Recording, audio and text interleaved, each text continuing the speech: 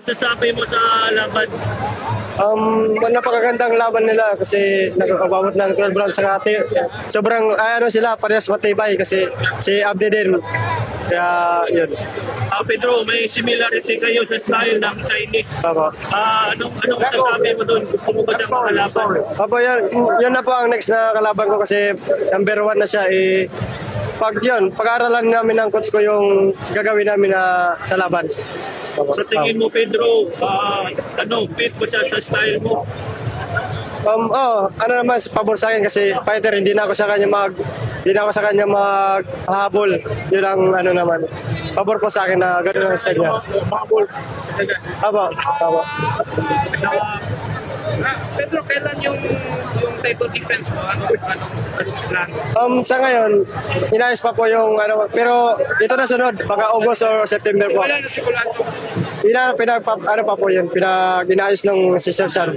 Opo. So ito yung first bago ka. Hello.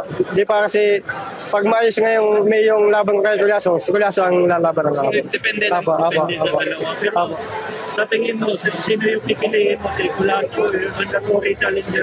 Para sa akin, Gulyaso kasi may dalawang belt na may dalawang hawak na belt siya. So ibig sabihin, babalik ka sa US. Apo, baka ngayong July, baka paalisin ako ng manager ko. Tingin mo makatibang chance na matuloy yung laban?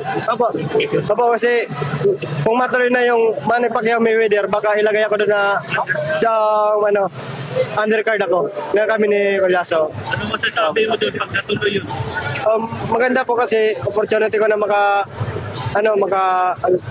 makalaban ng unification belt, saka kung manalo ako, mas maganda kasi yung mga belt dito sa Pilipinas, magiging undisputed champion, may Pilipino. Negotiation.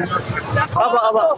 Pero Pedro, confident ka ba, kumpiyansa ka ba na itatalo mo si Culasso? Basta maganda yung condition ko, saka maganda yung ensayo ko, kumedit pa ako na mananalo ako sa kanya. So far naman maganda yung adjustment mo dun sa US.